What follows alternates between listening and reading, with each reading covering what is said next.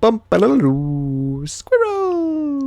So hello, and welcome to another Legends of Runterra video. My name is Chris, and today we will be playing a deck that I played about, I don't know, 3 weeks ago, a month ago, something like that, but things have changed since then. It was actually in my last gameplay video. I played someone who was playing this deck, and you know, it kind of reminded me, oh yeah, you played with that deck. Remember that deck? And that is Darrowing, a deck from many days ago at this point, but you know, used to be, I mean, the strongest deck in the game, kind of, you know, faded out into obscurity. And then, you know, when Riven came along, I thought, oh, well, maybe Riven can sort of reignite this, you know, maybe put Blade of the Exile on something and, you know, create another threat. And the fragments, you know, give you extra combat tricks, like quick attack is, of course, useful. Overwhelm, not as useful in this deck because we have a lot of overwhelm units, but the extra 2 attack as well, pretty useful. And so it can come back. The problem was Riven wasn't very good, but Riven, of course, received a buff in the most recent patch. Technically not Riven, but essentially Riven, right? With Blade Squire getting better, and with the Blade of the Exile now only costing 1 mana. It does mean that, you know, we can definitely create situations where the Blade of Exile can be used, and Riven becomes more useful to us. And for those of you who have no idea what this deck is, essentially it's a Noxian overwhelm kind of list that uses the Harrowing. You know, if things are going wrong and your units are dying a lot, then you slap down a big Harrowing at the end of the game and, you know, maybe revive Darius, or, you know, revive Basilisk Rider or Katos or Farons, or, you know, you revive these big units that then in one turn just destroy your opponent. And that's kind of the point of the deck. Now, this deck is pretty good against some of the, you know, decks that are flying around with these small little elusive units. You know, this is a deck that says, I'm not small, and, you know, I don't need to block you because we will win the race, essentially, is what's going on. You know, you're going to play a bunch of little elusives. I'm going to play a bunch of big, meaty units, and if you don't block, then I'm just going to win the race, essentially, is what's going to go on. So that's kind of where this deck is right now. I've always enjoyed this kind of play style. Noxus is one of my favorite regions. So yeah, let's dive into some games and see how we do.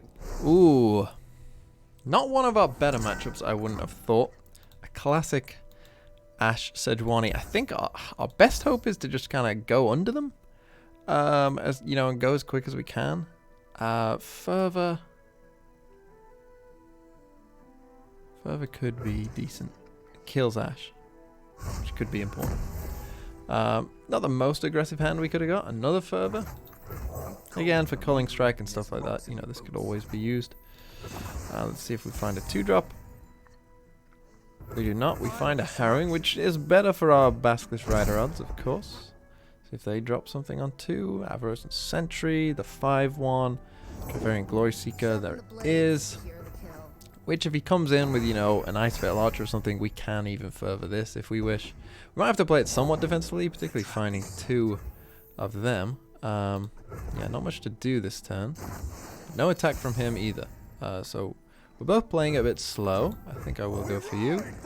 Our chances now are almost 100% of getting that. The Yeti on turn 1, always annoying. No real need to... Nah, maybe I should have attacked. We'll see if he drops something else.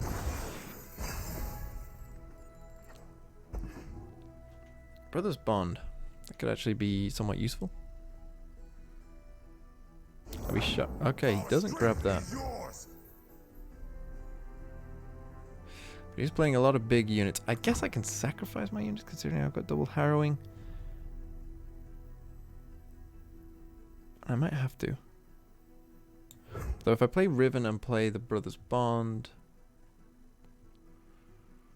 I could go Riven, I could go Brothers Bond. Start trading stuff off, and with this Harrowing, you know, I mean, we could maybe do something.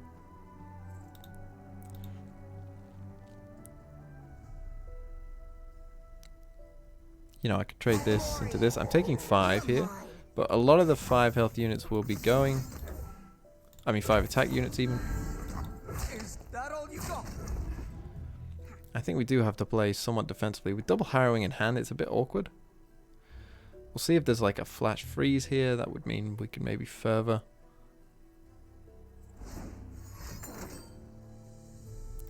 Sometimes you just get a knack for these kind of things. So what do I want to save?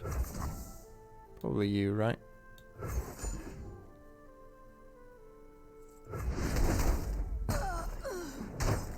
So if we got the quick attack, that would probably be best. 2 attack is okay as well.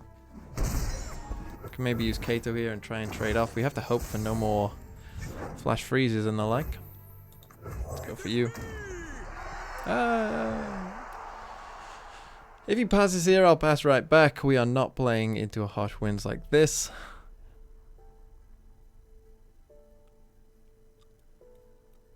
Because we have harrowing, I feel, you know, okay that we can, as long as we can survive, we can definitely attack.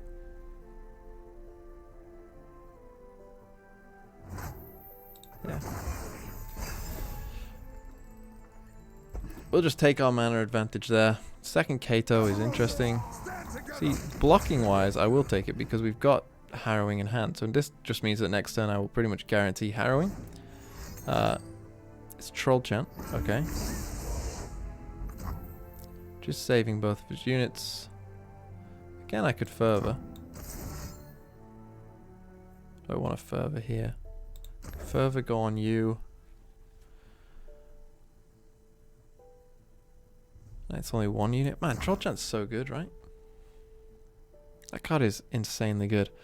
I still think it is worth it though.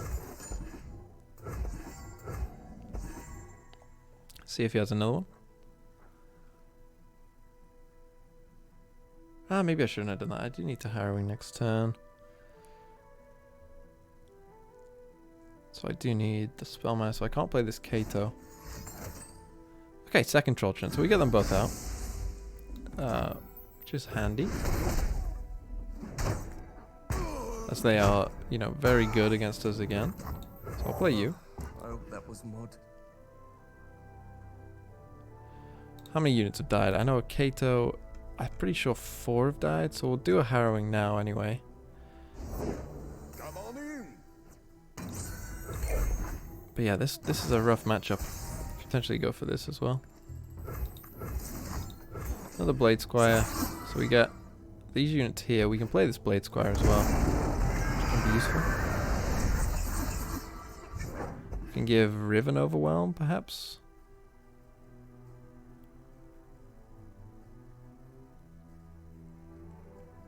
Maybe we just give Riven extra attack and give this Blade Squire the extra.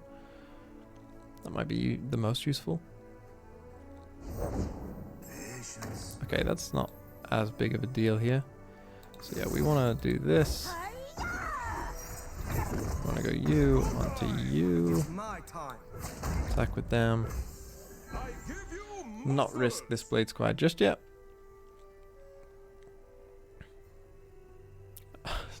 Don't have harsh winds. He's got harsh winds. No, just Brittle Steel. Brittle Steel I can deal with. Harsh winds that I was afraid of. If you've got both, then you know you just win. It's as simple as that. But again, if he's got something like Trifarian Assessor in hand, we're gonna make that more painful for him. Although he could just keep these two down on the board and block with these two.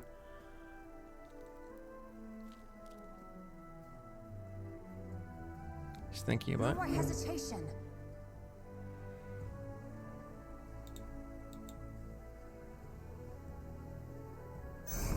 Whoa. Okay, I do not agree with that, my friend. I kind of understand it. He's thinking, I can win the game sometime soon. Particularly if I didn't have this Blade Squire. Particularly if he has something like Culling Strike. So he is definitely thinking about winning this game on the spot. But I think that will save me. 5, 9, 13. Yeah, so I'm living right now. I'm living. The Yeti. Guess I'll play Kato. Which means I'm still living. And now I can trade into one of the Yetis as well. Does attack. Carry your own gear. Yeah, I go down to 2, but that's living. And then we can Harrowing next turn as well if we wish. I think playing you is probably still correct. These blade fragments as well. Maybe it wasn't. Maybe I should have gone Harrowing for the blade fragments. I think we do that. We get a pretty good range, I would say, of things there. A friend gives us good game. Oh, wow. Man, that looks so dicey. Again, if you had Harsh Winds, he still... Well, would he have... I had 3 Katos. Maybe not. But wow, what a close game. Okay. Aphelios, Hecarim, Maokai. I guess Maokai is there for the extra saplings and the extra removal that maybe comes along with that. Against any Shadow Isles, I always feel a bit suspect with these. But I'll keep 1, I guess. It's a nice curve. Ooh. What do we open up with? He plays Lunari Duskbringer. I guess I'll play you in case he attacks, because then I'll just block. Because it gives this a potential attack. He doesn't take the bait. I will still go Legion Saboteur, I think. So I think it's the best aggressive option. Of course, something like Vile Feast would be particularly bad, but I wouldn't expect Vile Feast in this kind of deck. What would be the 2-drop that you're willing to summon here? Oh, Soul Shepherd! Wow. That's cool. I like that. This is a cool idea. Whoever built this deck, that's really cool. I didn't even think about it, but that's actually a really cool idea. So it'll probably be Crescendum. Which if it is, then we should probably play you. Though it could be the summon the Soul Shepherd. Which again, what a cool idea. Why have I never thought about that? That's a good choice for a summon. And that makes Maokai make more sense. If you can reliably get Soul Shepherd, then, having a Maokai out does make some sense. Okay, so he didn't play the Moon Blade, whatever it was. Is that going to be a problem, this little 2-1 here? I have the extra attack. It could be enough of a problem, I guess. And we also get this, whatever this is. Stops the damage. What else would that trade into? It's just getting killed by a sapling, I think, most likely. So we can play you. We can give it quick attack and the extra buff there. Just summons 2 Spectral Riders, so still not going. So maybe it's Graviton that he picked. So I'll definitely give it quick attack. I guess, do I give it the extra attack as well?